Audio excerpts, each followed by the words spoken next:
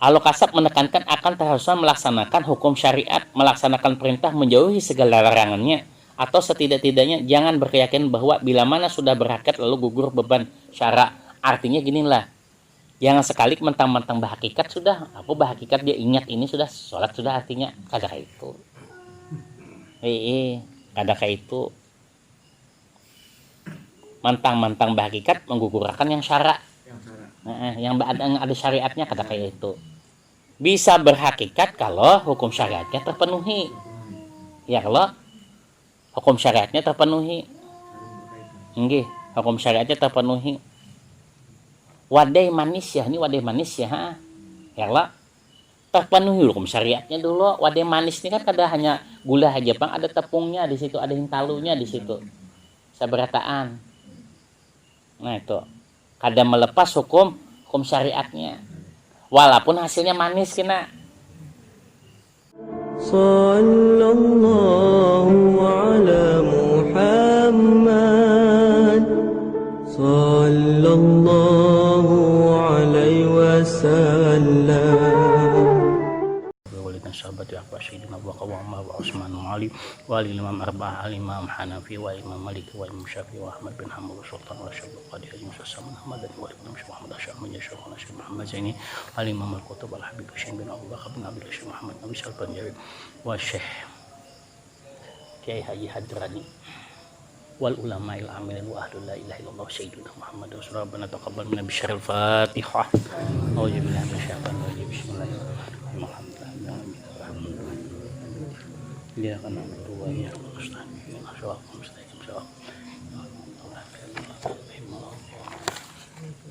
Bismillahirrahmanirrahim. Bismillahirrahmanirrahim. Asyhadu an la ilaha illallah. Bismillahirrahmanirrahim. Alhamdulillahirabbil alamin. Asyhadu an la ilaha illallah. Bismillahirrahmanirrahim. Ar-Rahmanirrahim. Asyhadu an la ilaha illallah. Bismillahirrahmanirrahim. Maliki yaumiddin. Asyhadu an la ilaha illallah. Bismillahirrahmanirrahim. Iyyaka na'budu wa iyyaka nasta'in. Asyhadu an la ilaha illallah. Bismillahirrahmanirrahim. Ihdinas siratal mustaqim. Asyhadu an la ilaha illallah. Bismillahirrahmanirrahim. Siratal ladzina an'amta 'alaihim ghairil maghdubi 'alaihim waladdallin. Asyhadu an la ilaha illallah. Alhamdulillahirabbil alamin. Mudah-mudahan lah tadi dengan pembacaan Quran tadi Allah Ta'ala menurunkan kita sebagai obat, sebagai syifa, penawar dan rahmat bagi kita yang beriman. Amin. Nah, mudah-mudahan jauh daripada sifat daripada rugi berkat pembacaan Quran tadi. Nah, melanjutkan bab sebelumnya, menyikapi akan afalnya Allah itu ada satu mazhab daripada Mu'tazilah. Ulang sedikit mengatakan Mu'tazilah itu pokoknya ia berpendapat bahwa segala apapun yang terjadi pada hakikatnya terjadi karenanya adanya kodrat makhluk itu sendiri. Misalnya cakanya berlian itu berkilau ya karena kodrat iradat si berlian memang sudah Allah cuma tugasnya menciptakan saja. Jadi berpegang kepada makhluknya. Nah, lah kita terus sebenarnya misalnya nih gula manis itu bang sudah sifat gula yang Allah ciptakan. Ada lagi kaitan dengan Allah Ta'ala. Ini bertentangan dengan ayat di dalam Asy-Syu'ara ayat 78 sampai 82 yang menyatakan Allah yang menciptakan aku dan memberi makan. Allah yang menciptakan aku dan memberi petunjuk kepadaku. Dia pula yang memberi makan dan minum kepadaku. Bila aku sakit, dia pula yang menyembuhkan aku. Dia yang mematikan aku dan kemudian menghidupkan aku. Dialah pula yang kuharap memberi ampun kepadaku hingga hari pembalasan. Bertentangan dengan Quran Asy-Syu'ara 78 sampai 82. Jadi Mu'tazilah kada kita umpatin. Ngelepas tuh bang sudah nyanyi Allah Ta'ala tuh itu bang sudah Allah Ta'ala mutlak sudah mengkodratkan kepada benda yang diciptakan Allah Ta'ala. Ini. Sedangkan mazhab Jabariyah kayak apa pulang? Nah sebaliknya mazhab Jabariyah, mazhab ini beriktikadkan bahwa segala macam perbuatan adalah perbuatan Allah sendiri.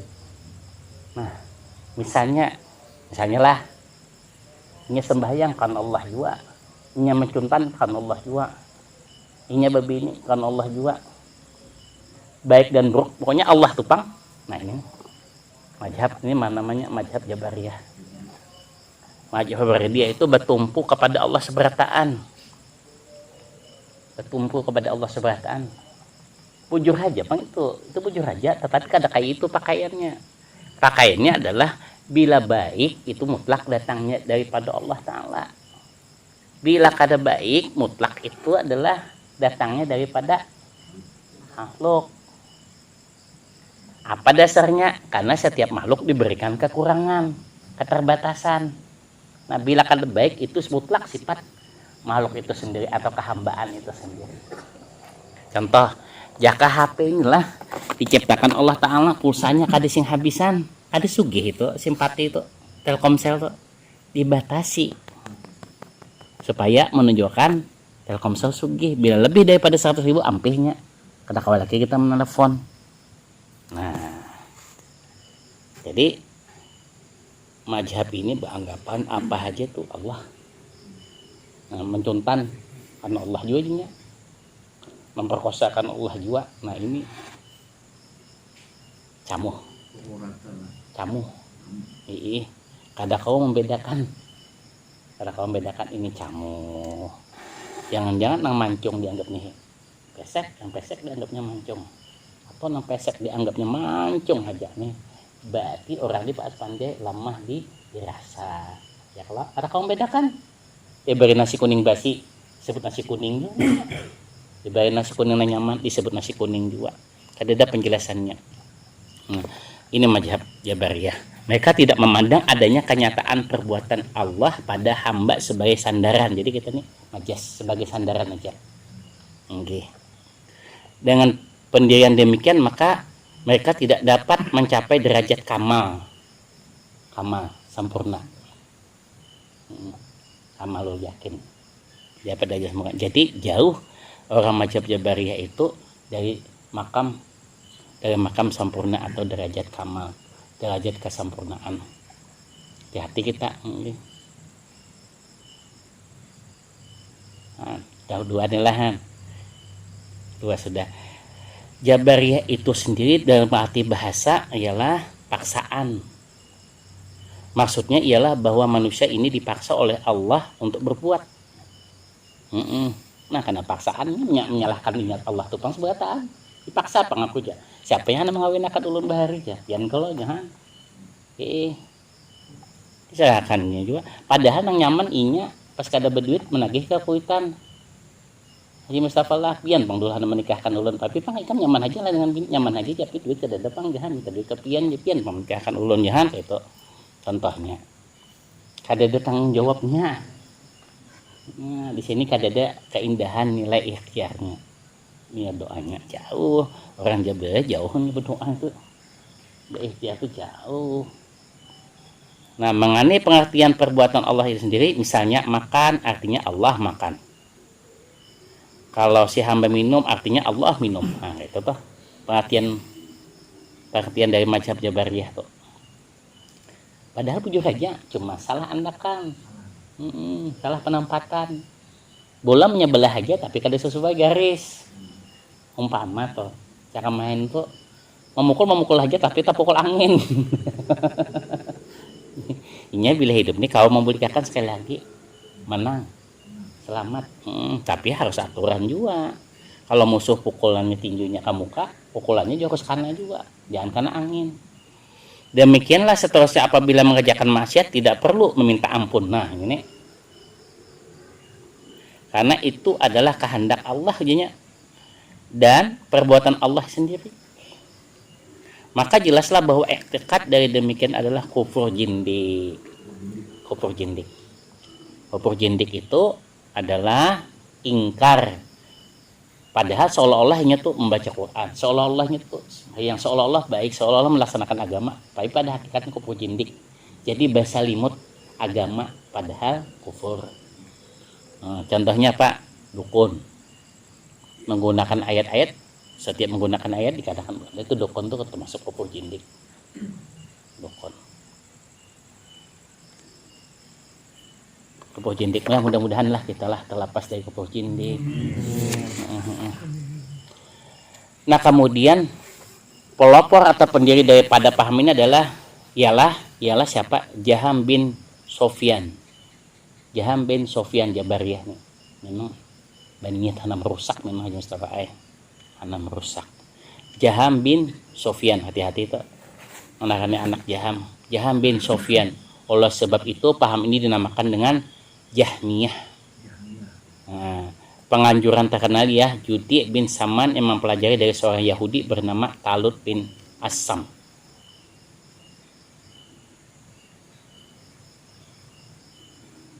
Jaham bin Sofyan adalah seorang yang berasal dari Farisi di Khurasan yang dahulunya adalah seorang Yahudi.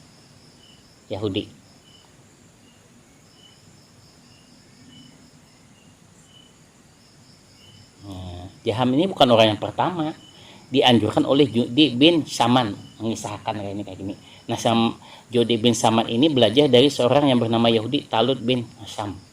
Jadi sebetulnya umpat-umpatan nih, tapi menjadi nyanyat. Jaham bin Sofyan adalah seorang yang berasal daripada Farisi di Quraisy yang dahulunya adalah seorang Yahudi. Karena kalah dalam suatu peperangan, dia ditawan oleh pasukan tentara Islam, kemudian dia masuk Islam. Beberapa lama kemudian dia diangkat menjadi sekretaris daripada Suraih bin Haris. Pada waktu itulah ia berkesempatan mengedarkan pahamnya. Karena kesesatan ajarannya ini, dia dibunuh oleh Muslim bin Ahwas Al-Majani pada akhir pemerintahan Bani Marwan. Ya kan, insya Allah berkisah Marwan Nilun. Ibnu Abbas yang dari Allah pada waktu menghadap golongan ini di Sam, beliau berkata, wahai orang-orang munafik di zaman lampau dan pengunjung masjid yang fasik, kenapa kamu melemparkan kejahatan kepada Tuhan, kepada Allah, seakan kamu nyata-nyata berbuat jahat? Ya Ibnu Abbas, kenapa baik buruk terus langsung ke Tuhan aja seberataan, ke Allah seberataan? Rasulullah SAW pernah bersabda, akan datang ya Rasulullah suatu masa nanti suatu kaum yang melakukan maksiat, kemudian mereka berkata Allah yang menakdirkan demikian. Nah, sudah tahu dah Rasulullah, kada aneh lagi sudah sudah tahu akan datang suatu masa nanti suatu kaum yang melakukan maksiat, kemudian mereka berkata Allah yang mentakdirkan demikian. Hati-hatilah, hati kita. Maksudnya mereka lepas daripada tanggung jawab dan Allah sendirilah yang harus yang bertanggung jawab akibatnya. Maka siapa yang menantang kaum ini artinya sama mereka mencabut pedang dalam suatu perang fisabilillah. Artinya dalam kitab Doa Nafis Institut menyebutkan bahwa barang siapa yang menentang Jabariyah ini sama dengan mencabut pedang dalam suatu peperangan fisabilillah tinggi, termasuk jihad, melawannya teman. Barang siapa yang menantang kaum ini sama artinya mereka mencabut pedang dalam suatu perang di jalan Allah. Nah, jadi jangan diam kita. Nah, ini. Jadi memahami akan afalnya Allah Ta'ala ini ada beberapa mazhab. Pertama Mu'tazilah, yang kedua Jabariyah. Nah, langsung kita umpati pang mana? Nah, ini mulailah. Jadi kalau aku di jelas sudah. Kalau Jabariyah baik dan buruk Allah tuh pang. Kada ada hukum, pokoknya Allah aja berataan. Banyak nih di Bandung nih Pak Kafian kayak ini banyak. Bini kawan, bini surang juga. Banyak. Kita masuk Jabariyah nih. Ada aturan lagi.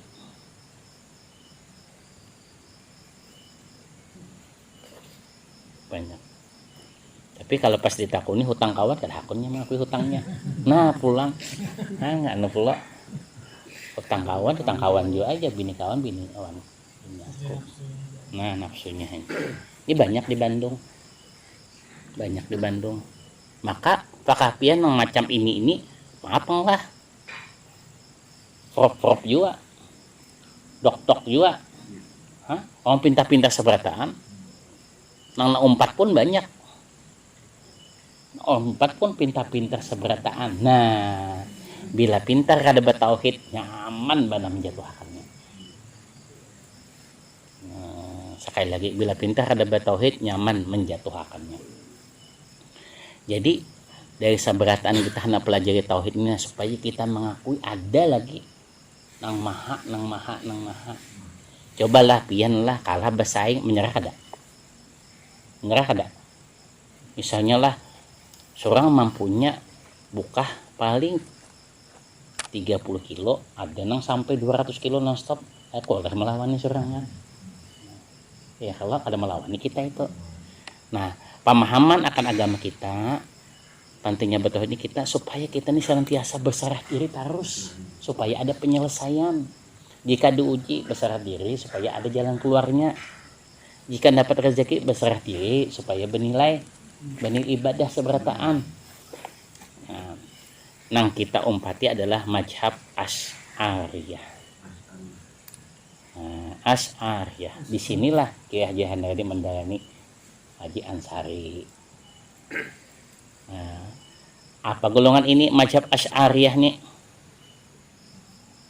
Golongan ini berpendapat bahwa berkeyakinan bahwa segala macam perbuatan atau kejadian atau peristiwa pada hakikatnya adalah perbuatan Allah. Memang pada hakikatnya, kedudukannya adalah pada hakikatnya perbuatan Allah. Ini hakikat Tuhan, bersandar di hakikat dulu. Kalau Jabariyah ada Allah tupang sudah. Bersandar dulu pada hakikat. Selamat sudah. Sebab bersandar kepada ilmu hakikat. Akan tetapi bagi hamba yang masih ada yang dinamakan, harus ada dinamakan usaha atau ikhtiarnya. Nah, alhamdulillah ya Rasul. Namun sebenarnya usaha ikhtiar itu sendiri menurut paham ini tidak memberi bekas, tidak menentukan.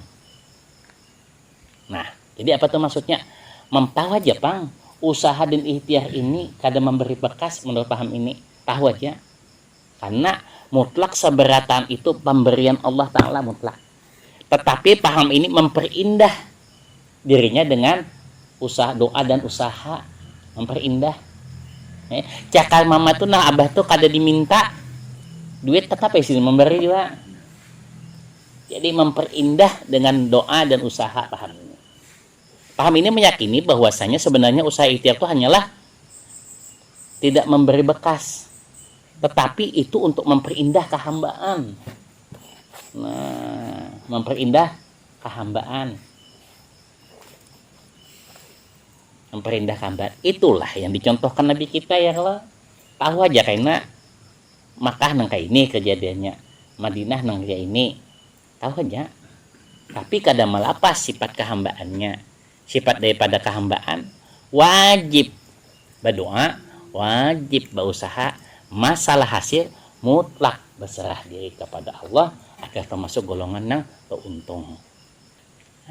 Kayak kita nih, wajib kita berdoa, berusaha lewat bank sedekah, lewat kios sedekah, lewat perumahan. Wajib ini kita di sini bagian aja nih. Mudah-mudahan majelis kita nih Allah ridha, Allah turunkan rahmat di dalamnya. Itu ya mencari itu aja sebetulnya. Membepandai berjam-jamnya hendak mencari itu aja ujung-ujungnya.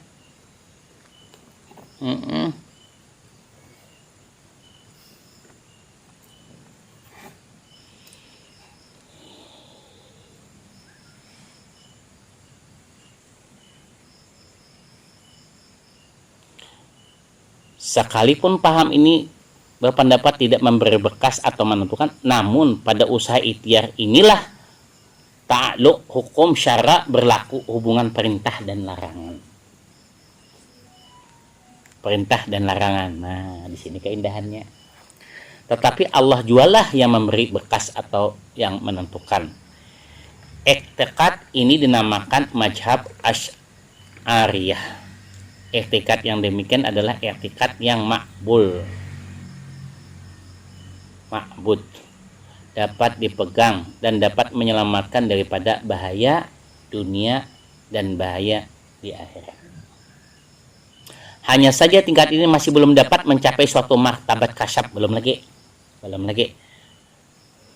Apa artinya? Belum tembus lagi, belum keluar lagi cahaya hakiki, itu belum lagi.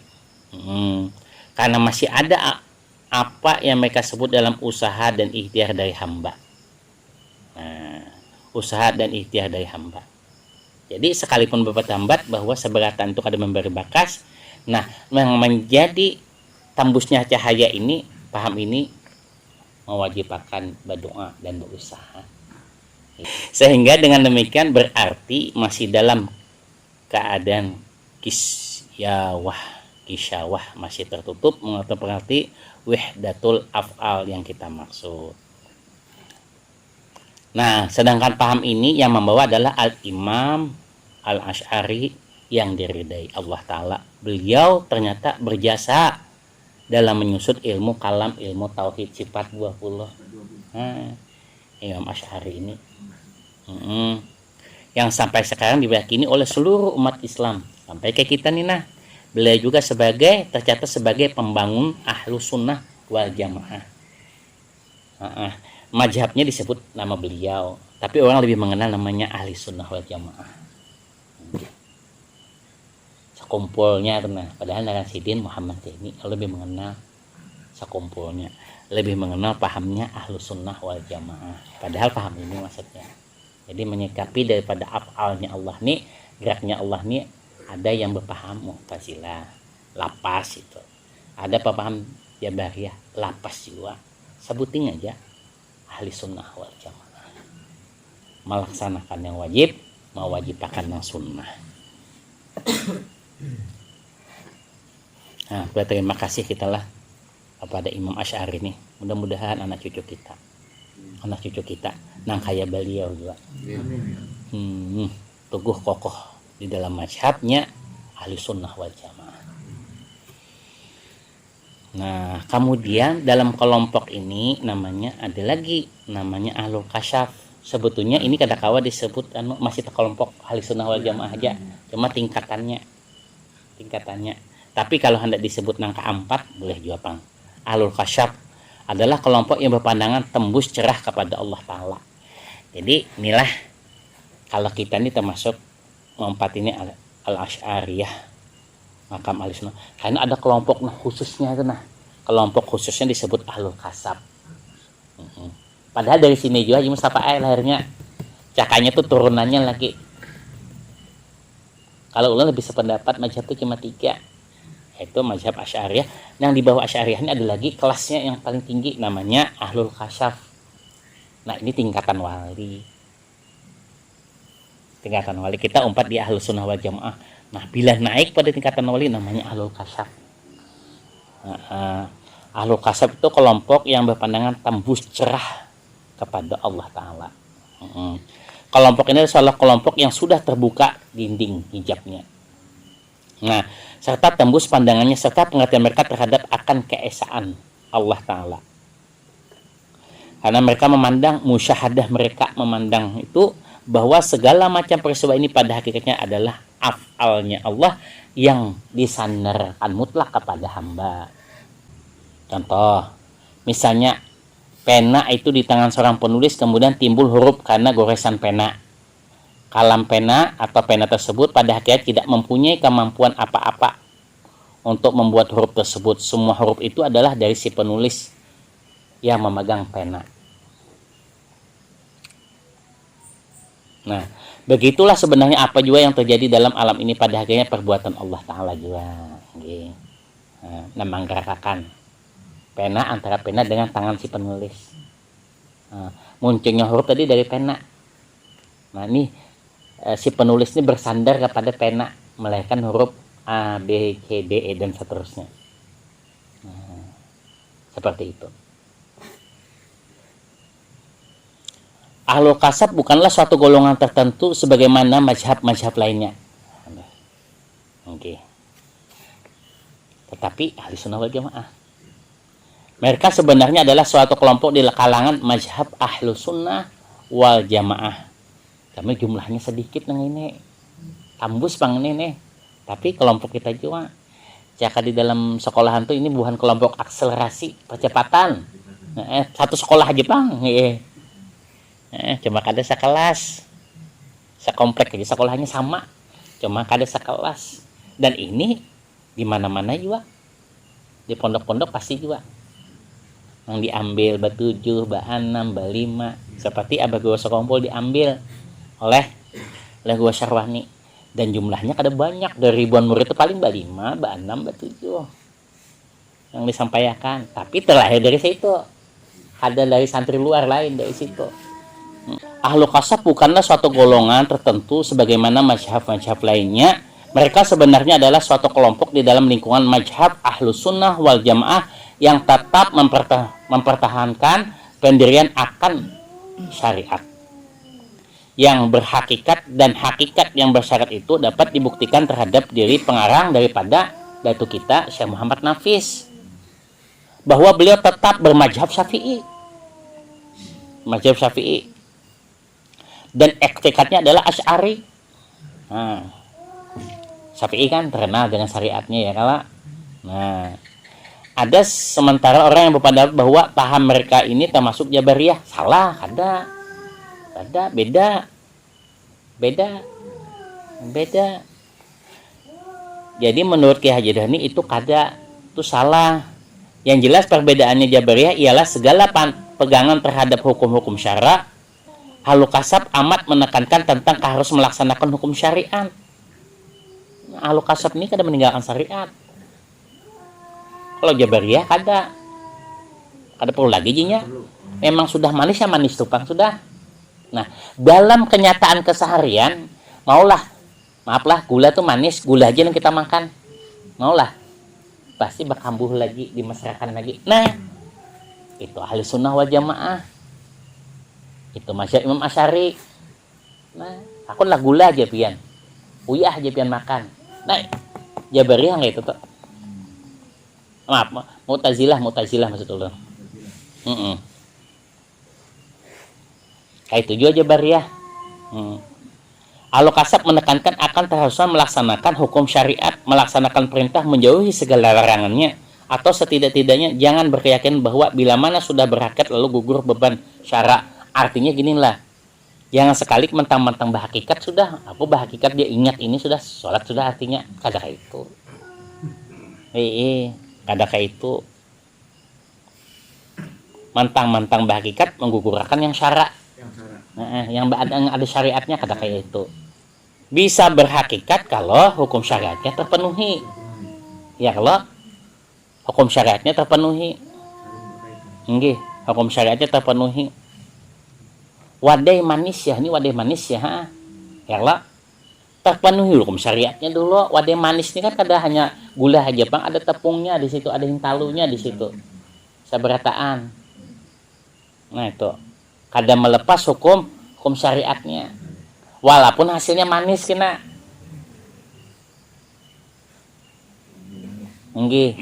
Walaupun hasilnya manis, gula manis. Wadah ini manis juga. Tapi di dalamnya ada syariatnya kada ditinggalkan untuk mencapai manis ini nah. Nah, jadi beda. Kalau melihat hasilnya sama-sama manis, jadi Jabariyah lagi. Jadi Jabariyah Haji Mustafa ai. Jadi Jabariyah. Lihat prosesnya. Yang satu ini manis gula, yang satu ini manisnya wadai atau tapai. Adahan sama. Bila kada kau membedakan bisa Jabariyah jadinya. Jabariyah itu apa? Baik ke buruk ke Allah juai. Manis ke asam ke Allah juai. Ahlu kasab adalah kelompok yang benar-benar ingin mencapai makom tingkat ihsan. Sebagaimana yang disabdakan Nabi kita. Ihsan itu ialah bahwa engkau menyembah Allah seakan-akan engkau melihatnya. Andai kata kita tidak dapat melihatnya, namun Allah tetap melihatnya. Itu ihsan. Ihsan itu ialah bahwa engkau menyembah Allah seakan-akan engkau melihatnya. Andai kata engkau tidak dapat melihatnya, namun Allah tetap melihat engkau. Itu ihsan.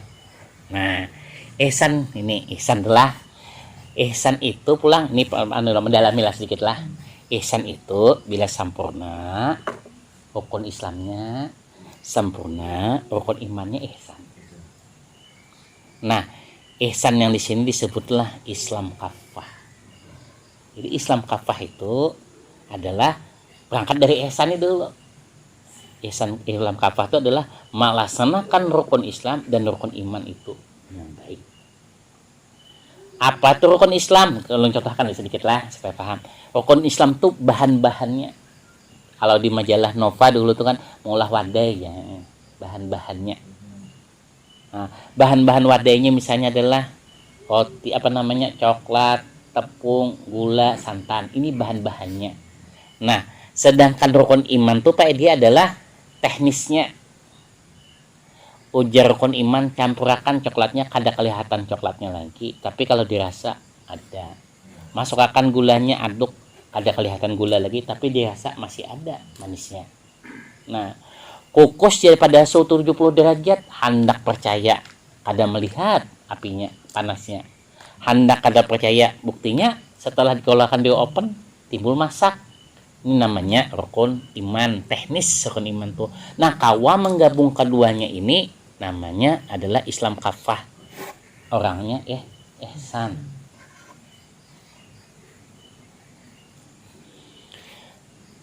Nah, mudah-mudahan lah kita jangan bulik dulu lah, kecuali rukun iman dan rukun Islam paham benar kedudukannya, paham fungsinya, paham penempatannya, sampai kita ihsan di hadapan Allah. Dan supaya kita mendapat nikmat terbesar bagi orang beriman adalah ru'yatullah, menyaksikan Allah Ta'ala. Itu nikmat terbesar. Nikmat terbesar seorang laki adalah memandang bininya. Misalnya, yalah bertemu bininya, yalah. Dan seterusnya. Nikmat orang berusaha, misalnya memandang Rupiah bin Soekarno-nya. Sebetulnya ru'yatullah secara maknawi harus saja ada. Cuma yang secara hakiki menyaksikan Allah itu karena di surga Allah Ta'ala. Jadi ru'yatullah ini menyaksikan Allah Ta'ala ini keseharian sebetulnya. Bila kadang menyaksikan ya gelisah, galau dan seterusnya itu. Begitu pula mereka selalu mempertebal. Nah, orang ihsan nih meningkatkan rasa cinta, kasih sayang serta rindunya kepada Allah Ta'ala. Rindu kepada Allah Ta'ala, rindu kepada Rasulullah, tekun di dalam ibadah, lahir dan batin. Dan mereka akan menekankan masalah perasaan, jauhnya rasanya itu, terutama perasaan dalam bercinta kepada kekasih Allah Subhanahu wa Ta'ala. Nah, ini kisah sedikit. Menurut cerita bersambung, baca bersambung dari masa ke masa sekitar 180 tahun yang lalu ada di Kalimantan Datuk yang mencapai tingkat aulia. Siapakah beliau? Bernama Datuk Muning. Beliau ini apabila hendak sholat kadang-kadang berpantun bersyair lebih dahulu. Riu-riu padang si pundan, padang si tamu, aku rindu kadangan Tuhan, sabarang tempat kawa bertamu. Menyaksikan kebesarannya. Nah. Pantun ini jelaslah menggambarkan kasih cinta, kasih sayang yang sangat dalam. Oleh sebab itu janganlah kita berprasangka atau suuzon terhadap kayak ini makam kayak ini. Yang nyata mereka ini telah mendapat sinar terang dalam hati, perasaannya, karunia daripada Allah Ta'ala. Karunia itu artinya pemberian daripada Allah Ta'ala yang bernilai tinggi, yakni mahabbatun ilallah. Itu cintanya semata-mata karena Allah Ta'ala. Semoga kita juga mendapatkan karunia kayak ini. Kita. Bila tahu kedudukannya, cinta kepada bini kan termasuk mahabbatun ilallah. Bila tahu kedudukannya, Rupiah bin Soekarno yang banyak pun mahabbatun ilallah. Bila tahu kedudukannya, nah penting belajar kedudukan kok. Bila kada tahu kedudukannya, bahagia taburahai.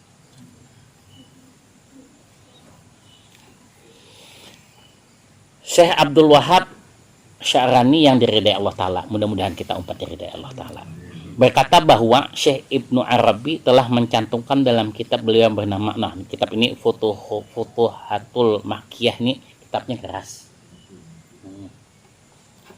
Futuhatul Makkiyah ini kitabnya keras. Pada bab 422 di mana beliau menjelaskan apa yang dimaksud segala perbuatan daripada Allah. dan hamba sebagai sandaran perbuatannya. Karena memang si hamba inilah yang memegang beban siksa dan pahala.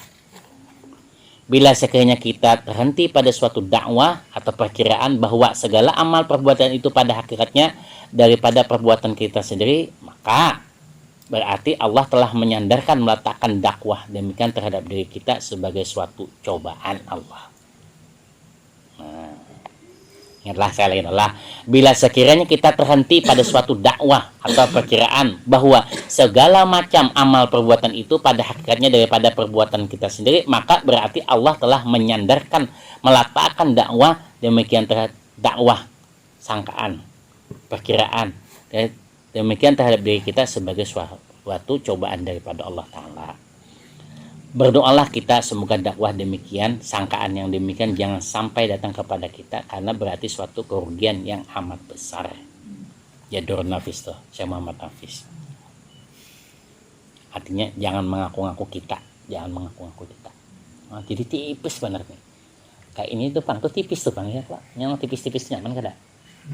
Nyaman kada? Haji Amir kan, kalau bisa melanjutkan, nyaman kada? Yang tipis-tipis. Tipis, hidup ini tipis, antara makhluk dengan khalik itu tipis. Nah, saking tipisnya harus hati-hati. Bisa tak akui tipis. Babab karena tipis belukaan. Bila kada hati-hati. Paham gak Pian? Nggak tahu Haji Rijal. Tahu Sidin. Tipis lah, tipis. Apakah bila permainan itulah 12-13 ya, 15-16 ya, 17-19, 20-18, nah dikajarnya 19-20, tipis kelak. 20-20 sama aja, tipis kelak. Main apa itu namanya tuh? Bulu tangkis. Bulu tangkis. Semoga sekali lagi dakwah atau perkiraan demikian jangan sampai datang kepada kita sebagai kerugian yang amat besar. Namun demikian bila sekiranya Allah Subhanahu wa taala hendak memasukkan kita ke dalam hidrat ihsan, yaitu hidrat ihsan beribadah seakan-akan melihat Allah Ta'ala, maka berarti tipislah hijab itu, terbukalah hijab itu, dan kita saksikan selanjutnya bahwa segala amal kita pada hakikatnya adalah daripada Allah Ta'ala. Lepas tanggung jawab Haji Amir lain, tapi nang bujur, bujur sudah, lepas tanggung jawab. Kalau berhisap pulitnya, kalau tak akui digair hisap. Sekali lagi kita seberataan berdoa semua mancung lah, apalagi Pak pesek, bahasa Indonesia pesek apa? Mitak. Nah, mitak bahasa Indonesia itulah mitakah, titipan seberataan. Sifat daripada titipan harus dijaga. Harus dijaga. Bila menjaga kau membukakan, Allah kada minta pertanggungjawaban. Tipis. Bini Pang, titipan kada? Tipis kada? Nah, tipis hati-hatilah. Bisa nak bini pulang kok. Mentang-mentang tipis.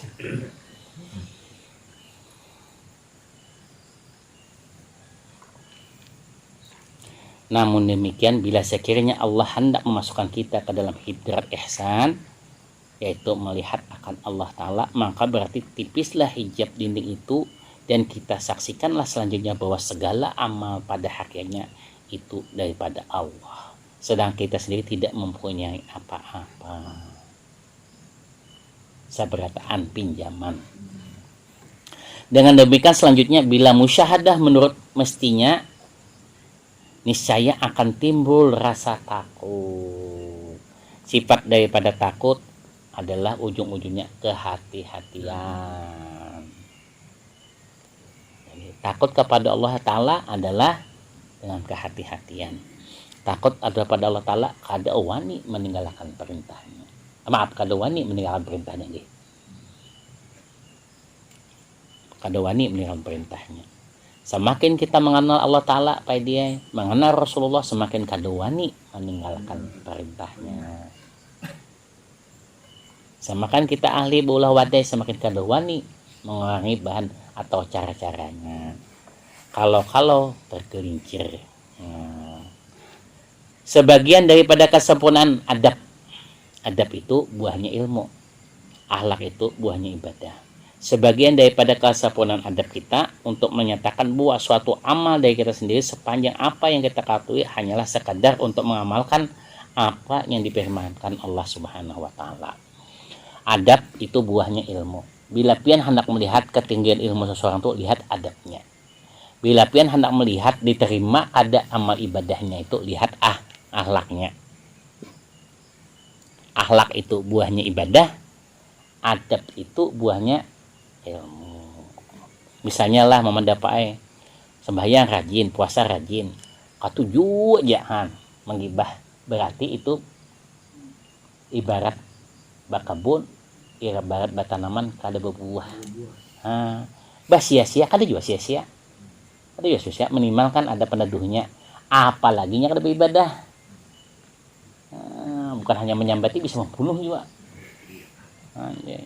Jadi mudah-mudahan, maaflah, ibadah kita yang sedikit ini berbuah dengan akhlak. Langsung ilmu kita yang sedikit ini mudahan berberkah, melahirkan adab. Gitu. Allah Subhanahu wa Ta'ala berfirman, apa saja yang menimpamu daripada yang baik adalah di Allah Ta'ala adalah dari aku semata. Dan apa saja yang menimpamu daripada yang jelek, maka hal itu datangnya daripada dirimu sendiri. An-Nisa 79. Ma aswabaka min hasanati faminallah wa ma aswabaka min sayyiati famin nafsik. Apa saja yang menimpa kepadamu daripada yang baik adalah datangnya daripada Allah. Dan apa saja yang menimpa daripadamu yang jelek, maka hal itu dari dirimu sendiri. Yang sifatnya kehambaan, dibatasi. Jadi Allah Ta'ala itu membatasi kita ini supaya kita sadar kada Tuhan, makhluk. Menunjukkan Allah lebih kuasa. Nah itu aja. Jadi kekurangan kita tuh pas sebenarnya itu bentuk kehambaan kita. Supaya jangan takut Tuhan. Kalau doanya kabul terus, hati-hati juga. Kalau usahanya lancar terus, hati-hati juga. Cuma lebih hati-hati lagi usahanya kada maju-maju. Kada maju-maju, harus lebih hati-hati lagi. Daripada Syekhona Al-Alamah Maulana Syekh Yusuf Abu Jarrah Al-Misri berkata, ketika beliau memberikan pelajaran di Masjidil Haram, tidak seharusnya berkata bahwa kejahatan itu jasidin daripada Allah kecuali dalam waktu dan tingkatan belajar makom taklim dalam jurusan ilmu ini. Tuh. Syekh Abdul Karim. Syekh Abdul Karim kan orang kandangan tuh. Kada ulun pernah dia keempat kan.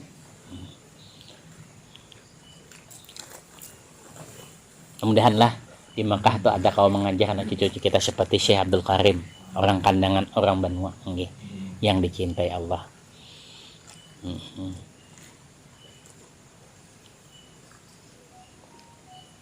Sama tuh Syekh Abdul Karim pas pandai nang baik itu mutlak daripada Allah Ta'ala, nang kada baik itu mutlak kehambaan keterbatasan kita. Kata-kata perbuatan daripada Allah adalah khusus dalam pengertian hakikat yang seharusnya hanya ada pada suara batin, tetapi boleh diucapkan dalam saat belajar atau mengajar untuk memahami ilmu. Syekhona Ibnu Hajar yang diridai Allah dalam syarah Arba'in menjelaskan perkataan baginda Nabi yang tercantum pada sebagian doa iftitah yang berbunyi, wasyaru laisa ilaik, kejelekan kejahatan itu bukan untukmu. Tidak lain maksudnya adalah untuk mengajar mendidik adab, karena tidak seharusnya berkata dalam bentuk dan arti yang menghina terhadap Allah, seperti perkataan ya Allah yang menjadikan anjing, ya Allah yang menjadikan babi, meskipun sebenarnya diakui dengan pasti bahwa anjing atau babi itu sendiri adalah makhluk Allah Ta'ala. Nah ini pentingnya tuh, pentingnya adab tuh. Pentingnya adab. Sekalipun kalimat ini kalimat jujur aja, Allah juga menciptakan. Nah, adab kadada di sini. Ketinggian adab kadada, ketinggian ilmu kadada. Nya semakin tinggi ilmu semakin mesra. Ya kalau semakin mesra. Pernyataan dimaksud hubungan pula dengan firman Allah Ta'ala di atas yang disebutkan tadi itu. Nah, apa saja yang menimpa Anda daripada baik adalah di Allah Ta'ala datangnya daripada aku. An-Nisa 79. Itu penjelasannya. Syekh Abdul Wahab Sya'rani yang dari Allah pernah mengajukan pertanyaan kepada guru beliau, yaitu Syekh Ali Al-Khawas. Syekh Wahab Sya'rani bertanya, apa maksud yang sebenarnya pengertian usaha ikhtiar yang dinyatakan oleh Imam Asy'ariyah. Paham Asy'ariyah? Ujah Abdul Wahab Sya'rani bertanya kepada guru beliau Syekh Ali Al-Khawas. Yang dimaksud dijawab oleh Syekh Ali. Yang dimaksud dengan pengertian usaha atau ikhtiar menurut Imam Asy'ari ialah taklud iradat muhkim, hubungan kehendak si makhluk dengan segala kejadian. Peristiwa yang dalam itu sesuai dengan takdir ilahi ketentuan Allah. Manakala ta'aluk iradat hubungan kehendak dengan takdir Allah Ta'ala, mereka sebutkan itu dengan nama usaha ikhtiar macamnya. Allah tuh maha berkehendak lah. Nah, memasrahkan kehendak Allah Ta'ala itu adalah usaha dan ikhtiar tadi. Sekalipun Allah sudah maha berkehendak, tapi Allah ini jawab Imam Asy'ari, penjawab jawaban dari Imam Ali Al-Khawas tadi. Di mana aja Abdul Wahab Sya'rani? Syekh Abdul Wahab Sya'rani kemana kedudukan usaha dan ikhtiar tadi? Di mana kedudukannya menurut Imam Asy'ari? Dijawab, yang dimaksud pengertian usaha ikhtiar menurut Imam Asy'ari ialah ta'aluk iradat mungkin, hubungan kehendak si makhluk dengan segala kejadian sesuai dengan takdir ilahi ketentuan Allah manakala terjadi ta'aluk iradat. Nah, hubungan kehendak takdir Allah Ta'ala. Mereka ini sebut hal itu dengan nama usaha ikhtiar. Nah, memasrahkan kehendak Allah Ta'ala tadi itu dengan usaha ikhtiar. Pada makna sedang mengambil manfaat daripada usaha itu sendiri adalah sudah ada pada takdir Allah Subhanahu wa Ta'ala. Walaupun karena hasilnya tetap daripada ketentuan Allah Ta'ala juga. Nah, selanjutnya malah memahami ini nih, memang tipis bang, naranya tipis nih kalau kawai. Mudah-mudahan kita dapat hidayah kau memahami afalnya Allah Ta'ala nih. Kalau hari ini belum paham, jangan khawatir, mungkin esok paham. Kalau hari ini belum mengerti, mungkin esok mengerti. Kadang jangan takutan masalah bab ilmu ini. Ini mutlak tahulah, mengenai Allah Ta'ala ini mutlak pemberian. Kita hanya wajib menyampaikan saja, wajib menuntutnya saja. Masalah karena mengerti ada mengerti, itu karena Allah Ta'ala. Ulun ingat benar dulu ulun pernah berguru kepada Habib Zain. Nggih. Ulun bertakun, di mana Tuhan? Nggih. Kedudukan Tuhan itu di mana? Dijawab Sidin, kayaknya ya Sidin nih. Bab ini Anda pian wajib benar nggih. Wajib hanya sekadar menjalani karena kata kau dijelaskan mutlak pemberian. Hari ini ulun pahami. Mutlak pemberian. Mungkin hanya puluhan tahun hanya ulun mengerti. Jadi ini, tetapi bila kita pian pulang kadang memulai hari ini, apabila mengertinya, bulik dalam kekosongan hampa, kada ada nilai, kada ada rasa, hampa.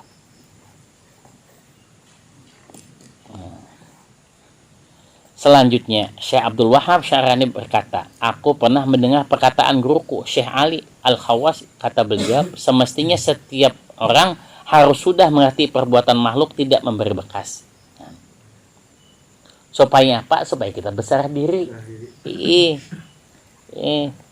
Itu adalah sepanjang keadaan atau takwin menurut hukum semata-mata.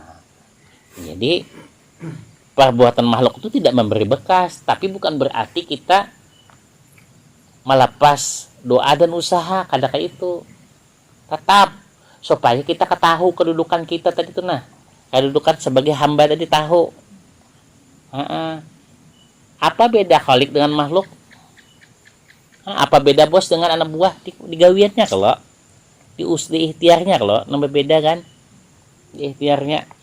Maka untuk itu hendaklah kita pahami dengan benar-benar. Pada umumnya masih banyak yang belum mengerti perbedaan antara hukum dengan atsar atau kekuatan atau bekas. Syekh Ali yang diridai Allah Ta'ala seterusnya berkata, Allah Subhanahu wa Ta'ala berkeinginan untuk mengadakan harakat gerak atau makna atau nilai terhadap pekerjaan apapun. Tidak bisa terjadi pekerjaan itu tidak sah wujudnya kecuali pada maddahnya. Karena mustahil pekerjaan itu akan terjadi dengan sendirinya, pasti pada mahallun, ada objeknya yang dapat menimbulkan takwin atau peristiwanya. Ini mulai agak sedikit, agak berat sedikit nih. Karena papa pokoknya pian umpati aja dulu. Mudah-mudahan Allah beri hidayah. Mahalun atau objek yang dimaksud adalah hamba yang mana yang dapat pula diartikan si mungkin. Yang melakukan, namun sebenarnya apa yang dilakukan oleh si mungkin tadi tidak sekali-kali memberi bekas. Si mungkin itu artinya yang memberi bekas. Fafham fa innahu dakikun. Pahamilah oleh Anda karena hal ini cukup rumit. Rumit nih. Jadi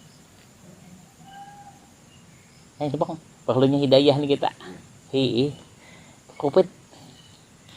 Jangankan sekelas ulun, sekelas imam pun menyatakan rumit. Rumit.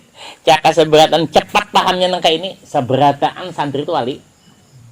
Pasan dia dari ribuan tuh paling bertujuh, dari ribuan tuh paling berlima, dari ribuan tuh paling berdua, sedikit benar. Nah kalau kayak itu kita umpat kepada Allah Ta'ala, mudah-mudahan diberikan, mudah-mudahan paham.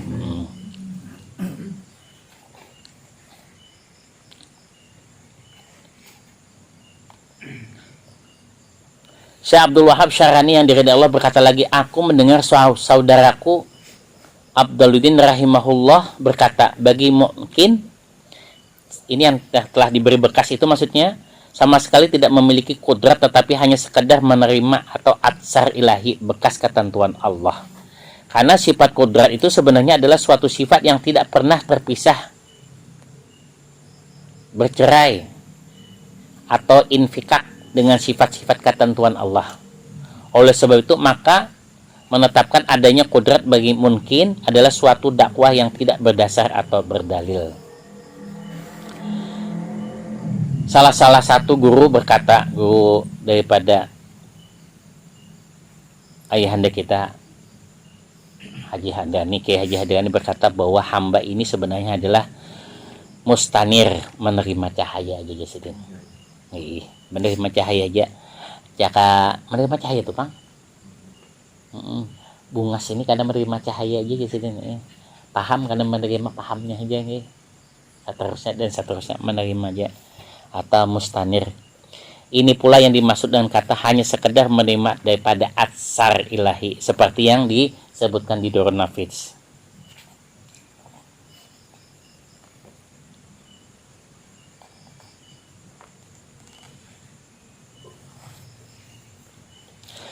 Kemudian Syekh Abduluddin menyebutkan perkataan beliau, kami sependapat dengan golongan Asy'ariyah tentang pengertian kudrat hamba dan pengertian menafikan, meniadakan perbuatan hamba.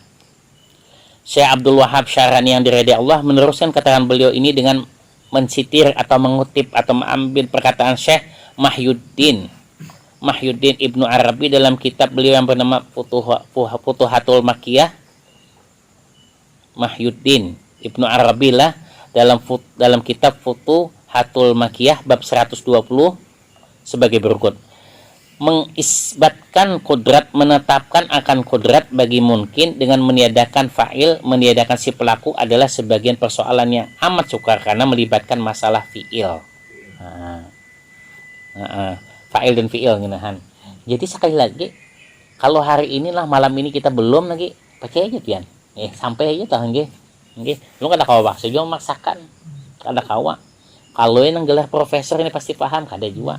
Kalau yang hanya tukang, maaf lah, hanya lulusan SD kada paham, belum tentu juga. Bisa juga yang pemahamnya. Nah, inilah ilmu Allah ya Allah. Selanjutnya Syekh Mahyuddin berkata, Allah belum juga menghilangkan labas kesamaran, ketidakpastian dalam pikiranku dalam masalah ini, yaitu tentang menafikan fa'il, meniadakan si pelaku dan terlibatnya fi'il. Namun pada satu aku menyusun kitab dalam Futuhatul Makkiyah pada tahun 6633 Hijriah. Mau berapa ini sudah? Sudah berapa nih? Ini 1442. Bapak, kurang lebih 800 tahun lebih sudah.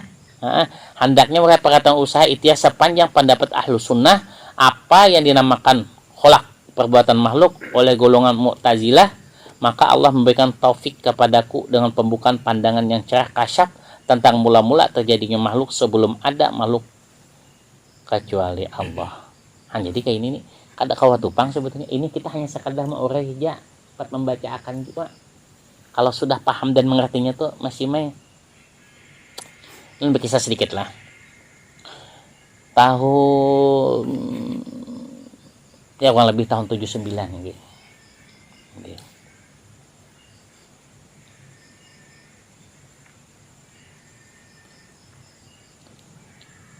Dalam pandiran Abah Guru Banjar Indah disediakan Abah Guru dalam sekejap sampai ke sana ya Allah.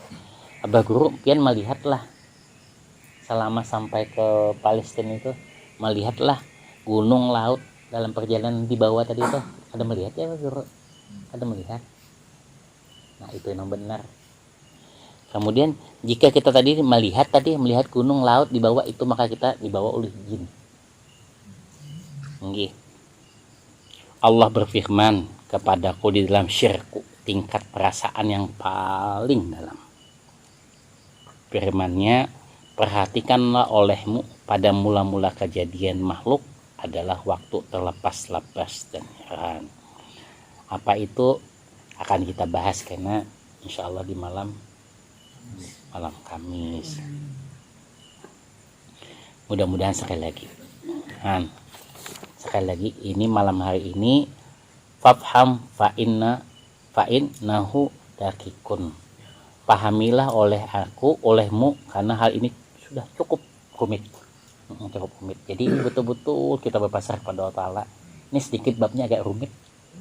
Jadi ulun simpulkan sedikit. Paham mengikapi akan afalnya Allah Ta'ala ini, geraknya Allah Ta'ala ini, kelakuan di hamba, kelakuan geraknya Allah Ta'ala, kelakuan hamba ini. Pertama, ada yang memahami Mu'tazilah itu pang sudah kodrat irada Allah Ta'ala pada gula itu pang sudah aja, semuanya itu digula itu pang ketentuannya sudah.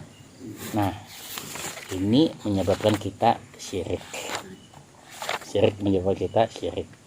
Nah kemudian kita termasuk dalam golongan bid'ah dan fasik, ahli dalam kejahatan, keburukan ini.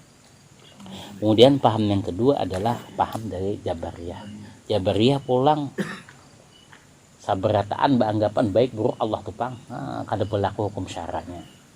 Nah kita umpat di dalam akam Asy'ariyah, akam ahli sunnah wal jamaah. Di dalam akam ahli sunnah jamaah ini kita beingkut berpegang kepada yaitu ahlul kasyaf seperti Abah Guru Sokompul, Sarwani Abdan. Nah ini ahlul kasyaf. Tapi dalam kelompok ahli sunnah wal jamaah yaitu Muning, Datu Sanggul dan sebagainya, beingkut ke sini. Amin Allahumma amin. La ilaha illallah sayyiduna Muhammad Rasulullah. La ilaha illallah. Ya Allah, jernihkan pikiran kami, tenangkan hati kami, berikan kesegaran daripada jiwa kami ya Allah, akan iman dan Islam, akan memahami afalnya Engkau ya Allah. Kokohkan kami dalam ahli sunnah wal jamaah. Beri kami kesempatan ya Allah untuk duduk di dalam makam kasyaf, makam yang ada Rasulullah membimbing kami. Beri kami ya Allah di dalam makam karamah berkat daripada mahabbah cinta kami kepada guru kami, yang mana Engkau adalah gurunya langsung. Ya Allah ya Tuhan kami, dekatkan diri kami kepada Engkau, Dekatkan diri kami kepada Engkau hingga kami mengerti kedudukan hamba dan Khalik adalah Engkau. Diri kami adalah hamba. Segala kebaikan adalah datang daripada Engkau ya Allah. Dan keburukan itu mutlak keterbatasan kami, kehambaan kami. Tanda kami ini bukanlah Tuhan, mainkan makhluk dengan segala keterbatasan dan ketiadaannya ya Allah. Ya Allah ya Tuhan kami, bila malam hari ini belum paham kami, maka berikanlah pemahaman yang dalam ya Allah.